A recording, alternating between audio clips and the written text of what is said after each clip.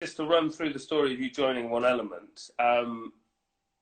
You sent me an email, we had a chat, and I said, come down to a training session. And then you turned up, and I'd like to hear this from your perspective, really. You turned up at Wandsworth Common on a cold January morning. Yeah.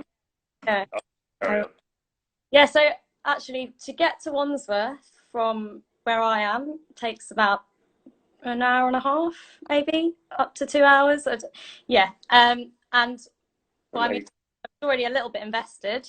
So I was like, right, I'm going to go for the session that Tom suggested. So I'll go for 8 o'clock, dragged my sister. We both arrived, and I think that's, yeah, the whole journey we're like, okay, don't know what to expect. It's freezing cold.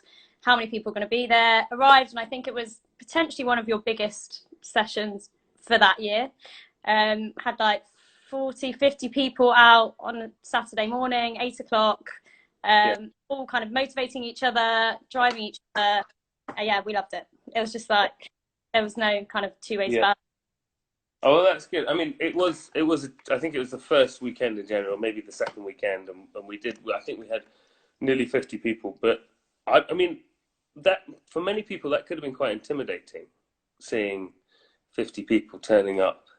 Gonna have to train those people at some point. Yeah, no, I think it was just the atmosphere. Like when you've already had that kind of atmosphere before in like a sports team or whatever, and then you come into that again without having that for a long time, it's just like a totally different thing. Like I haven't put my football boots on for years, and then I was like, oh, this is great. Exactly. Now, I mean, that's when you talk about atmosphere, I think that's a really key thing about One Element, and exactly. So, let's talk briefly about the journey as it's been from the moment you started. You started out in Docklands, and if we bring up to COVID, what that experience was like. So it started last May, so the end of last May, and I guess we had maybe the worst winter for a long time. So for me, we had the launch, which was amazing, had like 25, 30 people, and then following that had like a lot of sign-ups, which was lovely. And then from there, just kind of driving that kind of membership and getting those people in and creating that group environment and people getting to know each other.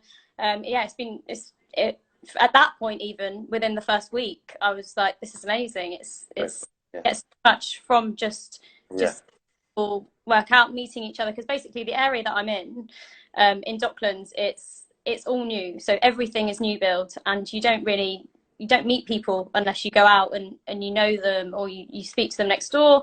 There's thousands of flats, so and we look over the Thames barrier. Like the park is amazing. It's like it's not ever have seen, and so I was just basically like, this we've got to use this somehow. It's a regeneration project across the whole of Docklands, and people loved it because there's nothing. Got a huge advantage there, but you've also got potentially a disadvantage. I mean, when we were thinking about this, a lot of our members bring along friends, but at the same time, all your members pretty much don't know each other because they've all moved in recently. But at the same time, there is no community there. So you've got an opportunity to create this social fitness hub, which is what we've always been trying to do within the community, which I think is hugely, hugely exciting. And I think will serve you well in the long term. So you said it was great fun at the beginning and the summer, you mentioned there. I think it's indisputable that last winter was one of the wettest winters I have ever seen. So how did you find that? So we found it challenging, firstly, because the park that we're in they close the park, they lock the park. So that was the first hurdle. I think that's the biggest hurdle that we've had throughout One Element, is they closed the park. So we have to find a park close by to make sure our members are still engaged at really kind of short notice, keep our members engaged. And so we found this space, it's 5-minute walk, and actually found that people enjoy the walk together. Now at, say, the local coffee shop, and we all walk together, and then people get kind of more of a chat on the way. So that was a hurdle, but then actually worked out okay. And then kind of getting the member engagement during wet weather. It depends what type of members you have. Like ours have been amazing. I basically I designed this competition, a hoodie competition. So the person who attended the most sessions over 3 months or over the wet period got a free One Element hoodie. And it went down to the last day. 3 months went down to the last day. The last day it was hailing, and they both turned up. They could not write it, like the worst weather possible. And yeah, they both turned up. And so I think things like that during winter, it really pushed people to come out. And I think the thought of going out in winter is difficult, but once you're there, everyone loves it. You've still got that environment. You're feeding off each other, and you get even more reward for being outside in the cold together. You get home dry. Like, and whether you had any thoughts or advice about what to do, about whether One Element is the right route. And I'm not pressing you. You can say whatever. Yeah, I would say whatever. So like I said, I firstly would go to a session. Like that is where you know whether it's for you. Like I went to that Wandsworth session and I knew this is exactly what I love, like being in that group environment outside. Doesn't matter what the weather is, you're just having fun with people, you're exercising, you're done by 9 o'clock, you go for a coffee. Like, is that you need to feel it to actually kind of be invested into it. And I think if you're passionate about something, you know straight away when you feel like you can really take this somewhere. So that's the first thing. And then I guess chat to the other franchisees, come talk to me, talk to Rich, talk to Tooting, Clapham, Belfast, Richmond, whatever, like whoever, talk to them, see their experiences, because theirs is different to mine, in that they're in a different area, it's totally different demographic, the people, the community. So if you have specific questions, you can talk to each one. Everyone's got a different experience. Like we say, everyone comes at it from different views. So that would be the second thing. And then I guess just go for it. I obviously juggling it kind of with a full-time job as well. I was always a bit skeptical about how it was going to work. And it's been pretty enjoyable. I was going to say smooth, but it hasn't been smooth. It's been enjoyable, and you just keep learning, and it's weird, yeah.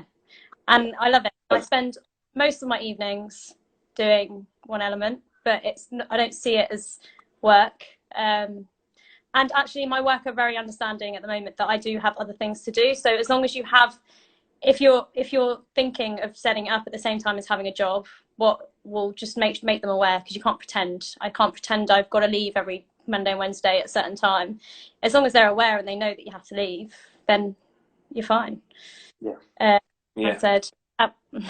Yeah, exactly. And I mean, just to come back to it's not been smooth all the way, and I think you're referring to, well, you could be referring to quite a few things, but I think you're referring to the fact that you had to change parks, potentially some trainer issues, the COVID experience, and so on. I mean, without those, in many ways, as you've explained throughout this chat, it's really benefited the whole business. On every single one of those, you can see it's either been a fascinating learning experience, or you've gained things out of it, or we've grown the business in a way that we would never expected. Yeah. So I think, I guess that it's cheesy, because people always say, oh, like, all these things that happen make you come out stronger, blah, blah, blah, all that stuff. But like, we've actually seen it with COVID and all the stuff that you just mentioned. And at the time, it seems like, what am I going to do? How am I going to do this? But then you just have to kind of take a step back and say, well, we're doing it. So it's good. Brilliant. Well, I think that has been a great chat, Rhea, and thanks everyone who's watched this. I will post it up on my wall, so everyone can watch it at another time. But thank you for watching it, and if you're interested in a franchise, then give me a call or come and chat to Rhea. Go to one of her sessions. They sound like we'll do the trainer swap soon.